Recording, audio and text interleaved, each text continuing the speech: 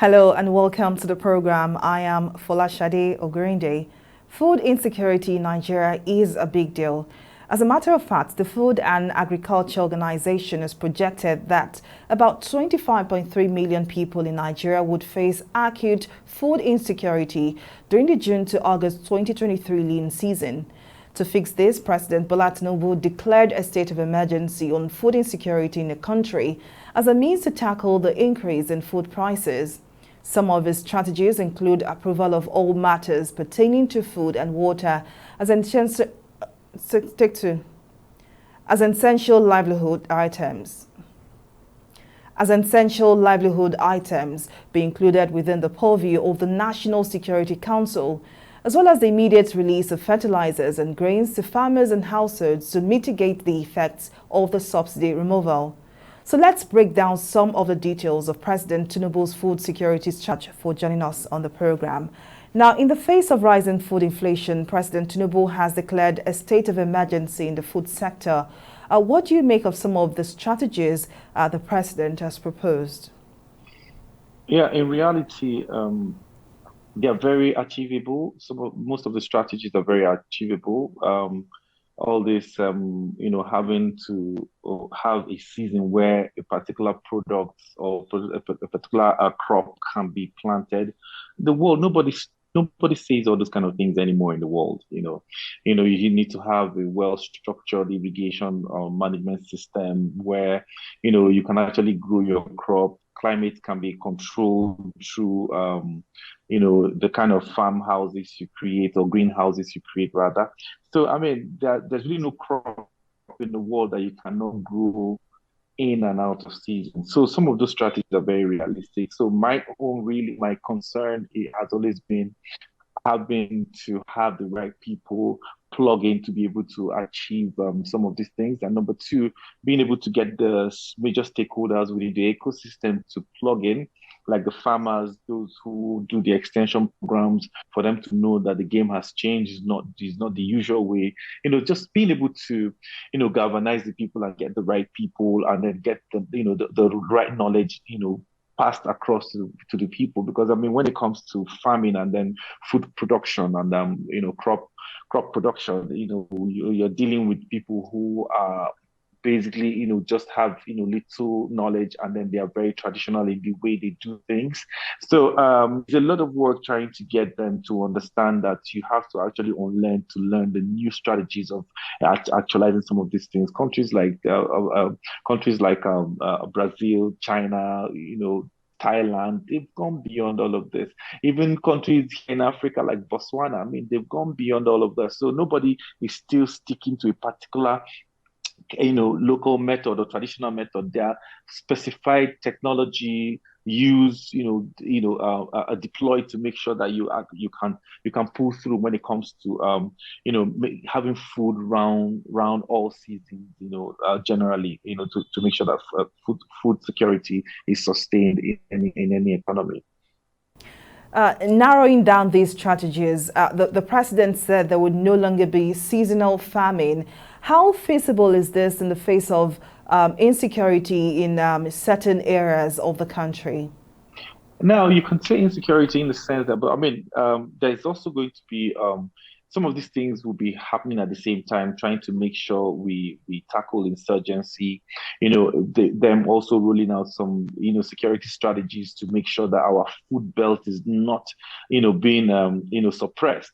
Because I've always seen this thing as a strategy to make sure we depend solely on imported food into Nigeria. Because I mean, if you notice, the insecurity in Nigeria have always been, at a particular belt. When you look at those belts, those are places where we manufacture beans, where some of those crops are being manufactured in large quantity. Tomatoes, you're looking at rice. So if you see from Makodi, you're seeing headers and Fulani clash. You're seeing, the Boko Haram attack in Borno, where beans is being planted at very large quantities. So that's one side of it. Then number two, like I said earlier, is not going to be something that has to grow in a particular place and then this other thing cannot grow. These are things that you can actually deliberately, consciously create an atmosphere to make sure you can plant all crop at at different seasons. So these things are happening in Israel. So technology can be deployed. Like I said, greenhouses can be used to plant tomatoes. So tomatoes cannot just grow in a particular place. You can actually create the atmosphere, create the climate for you to plant your tomatoes. Then again, you can't be having flooding in Nigeria in different places, and then you are talking about irrigation. So it means that we can actually trap water different in different areas. There's a way they do those things that reticulate those waters and they become very useful to you. So I mean, these are things that technology has advancement in technology has made it possible. And then I think deploying the right people, to man some of these agencies of government, and then having a local at the subnational level is one of the things quick. And I know for him to have made that announcement, that means conversations have started, and then it's just for them to begin to roll the strategies out. The presidency also disclosed that the federal government will partner with states to create ranches in those that are willing to avail lands, introducing the controversial grazing reserves. What do you make of this development? Now, for me, it's beyond creating grazing reserves and all of that. You see, all you just need to do is do a little study on what has happened in an African country, Botswana. Now, I'm not even going to Denmark. I'm just want to stay in Africa. Now, there's something that we call in economic development, we call lifelines. So for me, this is a lifeline given to us, that thing given to you by nature to take advantage of to grow your economy. Now, if when it comes to dairy and animal husbandry, we've not been able to take advantage of some of these things. These are things you can actually do with technology. In Botswana, there are more cows in Botswana than human beings.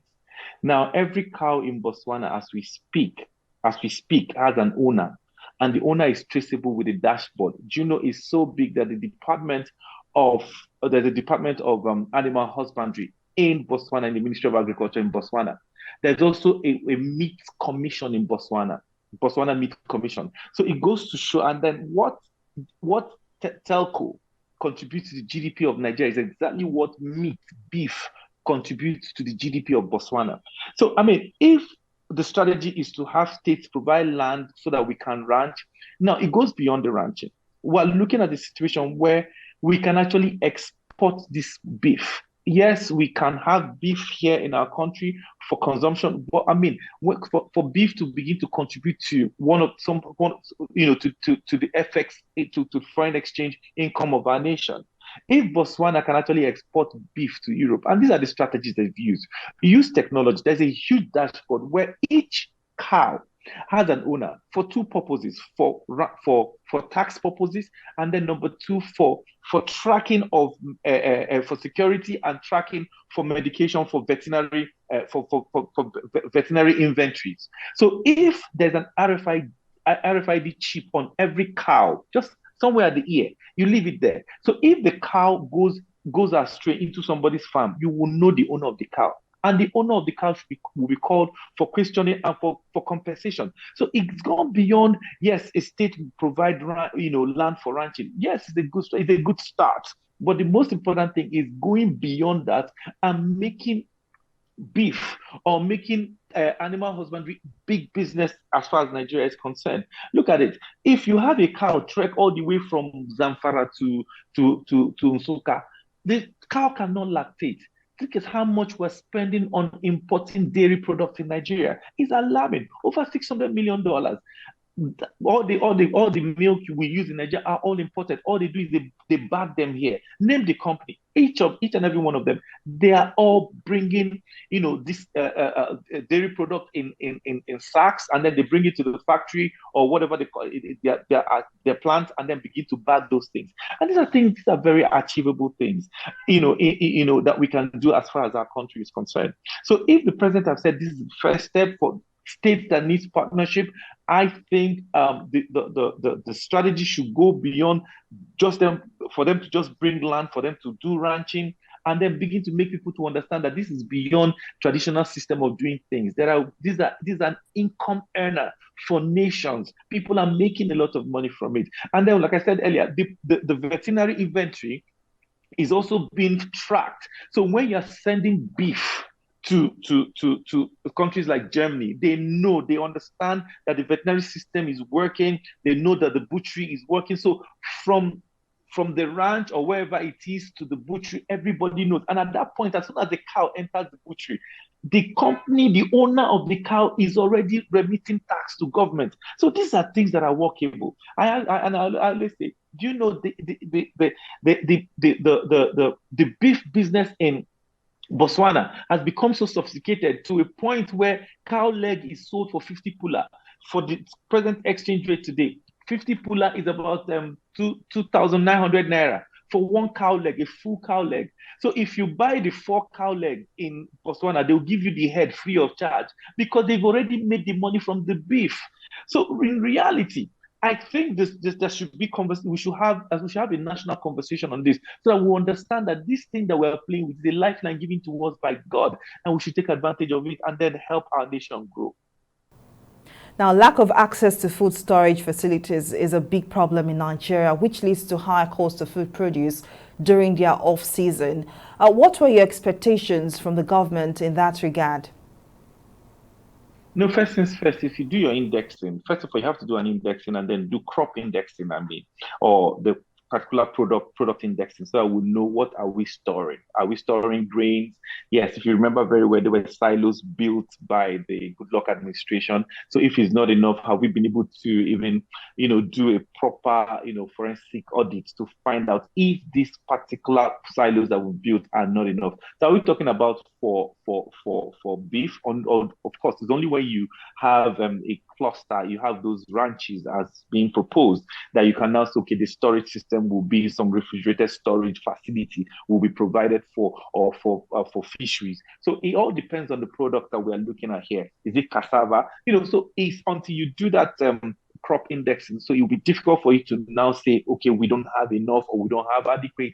But at least let's even have the logistics run. Let's have the roads, the farm gates all structured. Let's have a raw material supply strategy to factories that will need some of these crops that will be produced. So if we have those road networks, the logistics sorted, then storage actually will come. Storage basically comes when there'll be need to keep for, like you said, off season. But like I said, if the strategy would be not to have, to have a cycle of cultivation going on, so there'll be no need for the off season, storage. So the storage will not be for either, keeping for export or keeping before, the evacuation, or storage for factory usage. So there are different kinds of storage we are going to be looking at now. But like I said, there has to be that crop indexing, product indexing, so that we'll know exactly what we're trying to deal with here. Well, Ogbonna Okuku, investment and economic development expert, thank you very much for your time and your contribution. We'll take a breather now, but Money Matters returns shortly. To stay with us.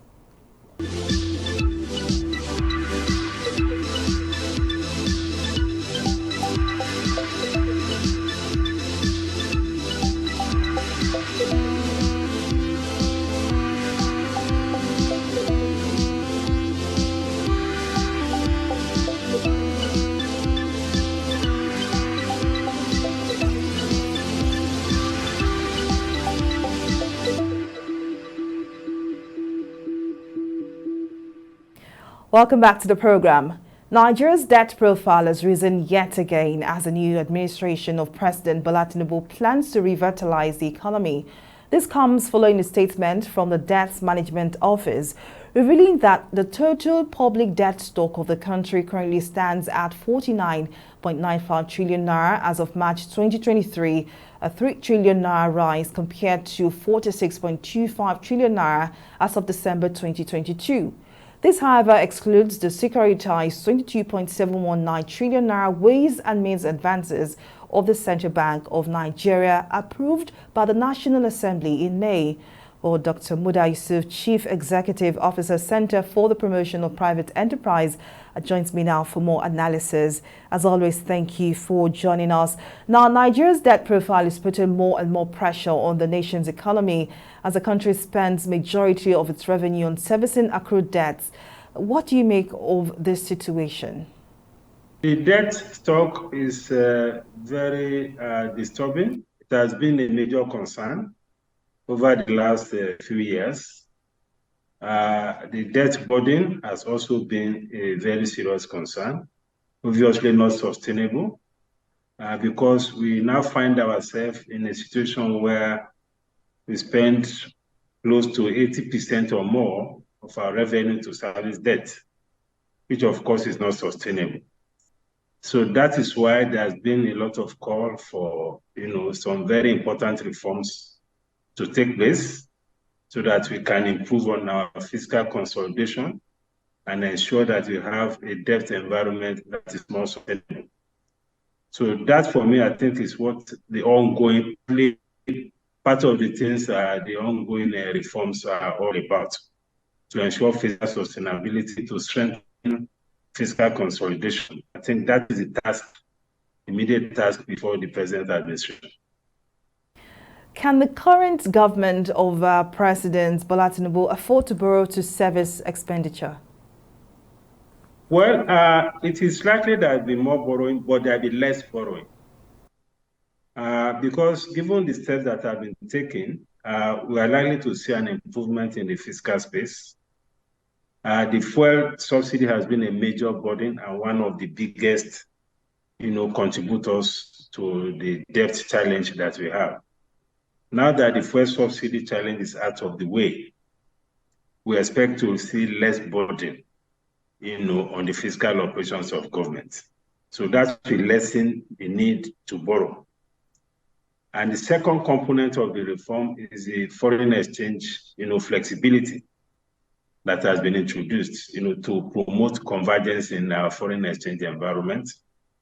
That is also likely to contribute a lot to the fiscal consolidation objective, because first we expect more revenue, at least minimum between 3 to 4 trillion naira from the exchange rate unification annually. That, of course, is good for the economy and is good for fiscal consolidation. The second is the fact that we expect to see a lot more inflows of foreign exchange to the economy, and we are beginning to see that, because close to 80% of the funding of the R&D window are now done from autonomous sources, unlike what we used to have before the liberalization of the foreign exchange market, where the CBN was practically the sole supplier of foreign exchange to the R&D window. So that will improve investment. Investment has a way of also positively impacting on revenue. So that will also help to reduce the debt, the need to borrow more. So we are likely to see a reduction in fiscal deficits in the next few years. And once fiscal deficit begins to go down, then the challenge of a high debt burden will also begin to reduce. But we cannot immediately at this point completely wipe out the need for borrowing. There will always be borrowing. Even some very prosperous economies, some advanced economies, many of them still borrow, but they have sustainable debt profile, and that is what we should work towards, to have a debt profile that is sustainable. And I think we are on course to achieving that. Well, this, of course, has been a very big concern for many industry watchers, such as yourself. But does Nigeria risk a default on its debt service? No. There's no risk at all. Before now, we could say there was a risk, but with the ongoing reforms, there's not likely to be a major risk. The risk is reducing. The risk of default is reducing because there's an improvement in the fiscal space following these two major reforms. And again, the government is also talking about reducing the cost of governance. Only recently, there was a circular from the budget office outlining or identifying, listing a number of professional bodies and councils, that the government will stop funding from the treasury. So that is a first step. We expect that there will be a lot more towards the whole idea of reducing the cost of governance. So the government is just 1 month old, so we still expect a lot of reforms. Now, finally, before I let you go, you've mentioned the fact that this present administration would most likely still borrow, signaling a further rise in debt burden. How will all of this affect the Nigerian citizen? So you see, the trajectory of borrowing and debt is declining. The prospect that the debt will continue to increase is declining. So we are likely to see decreasing level of debt. So that should give us some comfort. In the 2023 budget, we had a deficit of close to 12 trillion. You cannot overnight wipe out the deficit completely. You need to fund those deficits.